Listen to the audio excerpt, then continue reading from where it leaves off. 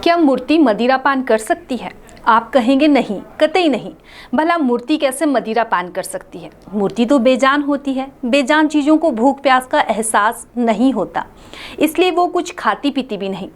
लेकिन उज्जैन के काल भैरव के मंदिर में ऐसा नहीं होता।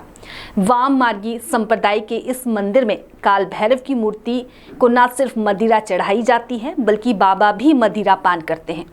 आज हम आपको उज्जैन स्थित बाबा काल भैरव मंदिर के ऐसे रहस्य के बारे में बताने जा रहे हैं, जहां पर उन्हें शराब का भोग लगाया जाता है और भगवान काल भैरव इस शराब को पी जाते हैं।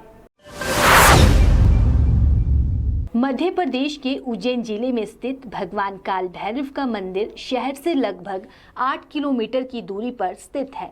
रिवाजों और परंपराओं के अनुसार यहाँ भगवान काल भैरव को प्रसाद के तौर पर केवल और केवल मदिरा यानी शराब ही चढ़ाई जाती है। आश्चर्यजनक ये है कि जब मदिरा का पात्र भगवान काल भैरव की प्रतिमा की मुख से लगाया जाता है तो पात्र की मदिरा पल भर में खाली हो जाती है।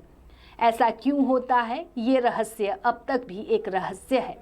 धार्मिक नगरी अवंतिका उज्जैनी, जिसे सबसे पहले महाकाल वन के नाम से जाना गया, जहां भगवान शिव कई रूपों में विराजमान हैं। ये शहर से 8 किलोमीटर करीब दूर एक ऐसा प्राचीन और रहस्यमय मंदिर है जहां भगवान काल भैरव हर रोज मंत्रों उच्चारण के बाद करीब 2000 शराब की बोतलों का सेवन करते हैं। बाबा काल भैरव के शराब पीने के रहस्य के बारे में आज तक शोध करने वाले पुरातत्व विभाग भी नहीं पता कर पाए। बाबा काल भैरव का मंदिर मां शिप्रा नदी किनारे औखलेश्वर जागृत शमशान के समीप भैरव पर्वत नामक स्थान पर स्थित है, जहां पास ही में पाताल भैरवी गुफा भी है। आइए जानते हैं इस मंदिर के रहस्य और महत्व के बारे में। एक बार एक पर्वत पर भगवान ब्रह्मा, विष्णु, महेश बैठकर चर्चा कर रहे थे कि इस संसार का सबसे बड़ा देव कौन है। ब्रह्मा कहते हैं, उत्पत्ति मैंने की है तो मैं बड़ा हूँ। विष्णु जी कहते हैं, मैं पालनहारी हूँ इसलिए मैं बड़ा हूँ। महेश शिव कहते हैं, संघर्ष करता तो मैं बड़ा हूँ। जब इस चर्चा का निष्कर्ष नहीं निकला है तो भगवान अपने अपने लोक में चले गए। अब ब्रह्मा जी के 5 मुख तो थे, तो उन्होंने 4 से 4 वेदों की रचना कर दी। अब 5वें मुख से भी वे एक और रचना चाहते थे, लेकिन उसके बारे में भगवान शिव को पता चल जाता। वे मना करते कि ये गलत है संसार के लिए, लेकिन ब्रह्मा जी नहीं माने और रचना करने लगे। ऐसे में शिव क्रोधित हो उठे और उनका तीसरा नेत्र खुल गया। जैसे ही नेत्र खुला तो उस नेत्र से एक ज्योति प्रकट हुई। 5 साल के बालक के रूप में बटुक भैरव, जिसे कहा गया बटुक भैरव, ब्रह्मा जी को मनाने गए, लेकिन ब्रह्मा जी जिद पर अड़े रहे और ब्रह्मा जी ने बटुक भैरव का तिरस्कार कर दिया, छोटा बालक समझकर, जिससे बटुक भैरव को क्रोध आया और वे 5 साल की उम्र में ही मदिरा पान कर लिए, जिन्हें आज श्री काल भैरव जी महाराज कहा जाता है। बटुक भैरव मदिरा का पान करने के बाद क्रोध में आकर काल भैरव का रूप धारण कर लिए और ब्रह्मा जी के 5वें मुख का तीक्ष्ण उंगली से छेदन कर दिए, जिससे काल भैरव को ब्रह्मा हत्या का दोष लग गया। वे शिव के पास आते हैं और उस दोष के निवारण हेतु उचित मार्ग की बात रखते हैं।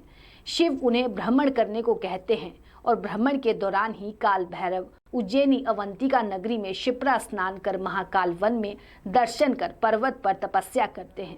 ये जगह भैरव पर्वत के नाम से ही जानी जाती है और यहीं तपस्या के दौरान भैरव को ब्रह्म हत्या के दोष से मुक्ति मिली।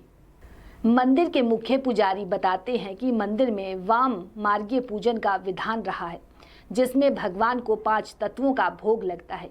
मांस, मदिरा, मछली, मुर्गा और अन्य समय के चलते प्रशासन ने बंद कर दिया है, लेकिन शराब आज भी यहाँ भगवान को भोग के रूप में चढ़ाई जाती है।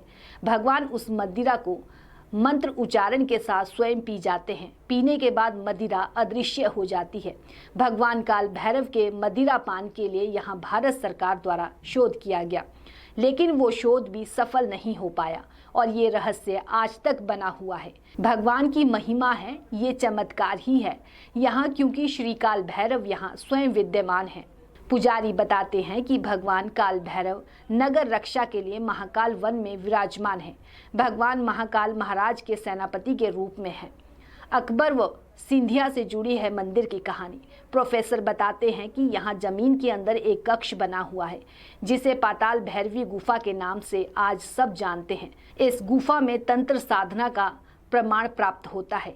दिल्ली का शासक रहा अकबर जब उज्जैन आया तो उसने इस मंदिर की महिमा को समझा और ओखलेश्वर शमशान व मंदिर के बीच एक प्राचीन दीवार बनवाई।